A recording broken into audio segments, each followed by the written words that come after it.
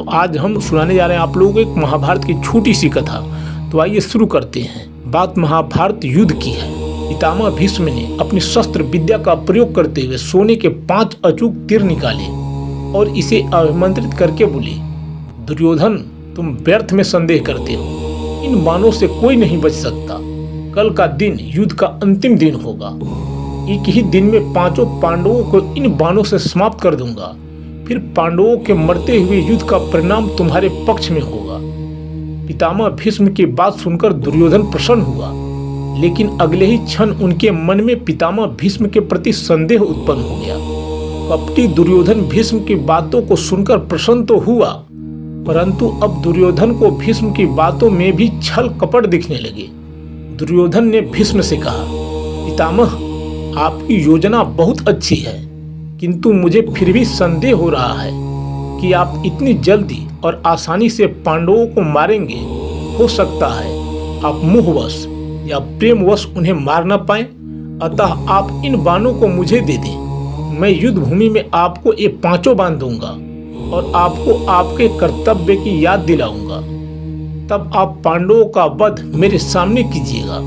दुर्योधन की बात सुनकर पितामह भीष्म ने 5 अभिमंत्रित बाण दुर्योधन को दे दिए। दुर्योधन अपनी संभावित जीत पर बहुत खुश हुआ था।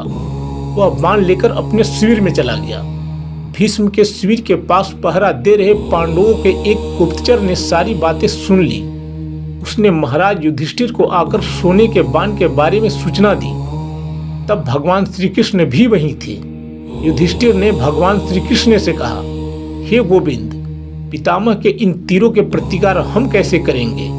इस बात को सुनकर श्री कृष्ण युधिष्ठिर संग तुरंत ही अर्जुन के शिविर में पहुंचे और अर्जुन को पूरी घटना बताई। श्री कृष्ण ने अर्जुन से कहा कि पार्थ, तुम्हें दुर्योधन से उन 5 बाणों को मांगना होगा। श्री कृष्ण की बात सुनकर अर्जुन ने अचंभित होकर पूछा, दुर्योधन भला वो तीर मुझे क्यों देगा? तब श्री कृष्ण ने अर्जुन को स्मरण दिलाया कि एक बार अर्जुन ने दुर्योधन को यक्ष और गंधर्वों के हमले से बचाया था।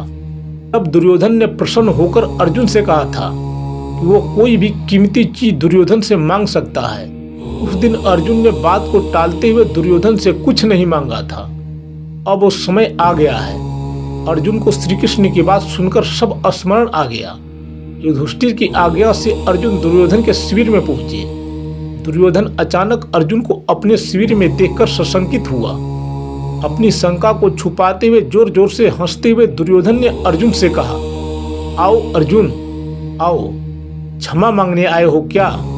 तुम्हारे प्रिय पितामह ने जो तुम्हारी सेना के साथ किया, उससे भयभीत हो क्या? इस रात्रि में आने का क्या कारण है?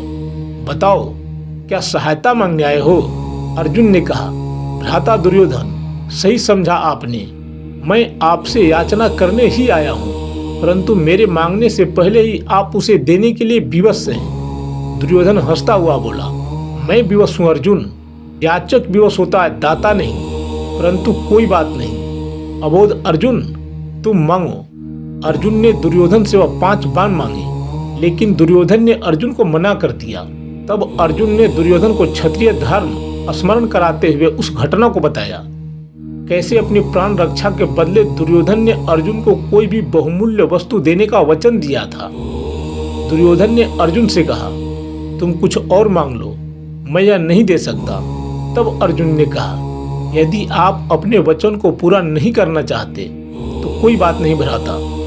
अब आपके पास कुछ बहुमूल्य है भी तो नहीं जो मांगा जाए। सामर्थ्य के अभाव में आपको पितामह के बाणों की आवश्यकता भी है। ठीक है, मैं चलता हूँ। अर्जुन के कटाक्षों से दुविधा में फंसे दुर्योधन ने कहा, रुको अर्जुन, किसके पास सामर्थ्य नहीं है? हम सब हैं, तुम 5 हो। फिर भी ना चाहते हुए भी दुर्योधन ने 5 बाण अर्जुन को दे दिए। अर्जुन उन दिव्य बाणों को प्राप्त कर अपने शिविर में आ गए। इस तरह भीष्म से बाण लेने की गलती दुर्योधन पर बहुत भारी पड़ी और पांडवों की मौत टल गई। महाभारत के युद्ध के अंत में पांडवों की जीत हुई। दोस्तों, तो ऐसी थी एक कहानी। मिलते हैं फिर किसी अगले कहानी में। तब तक के लिए नमस्कार।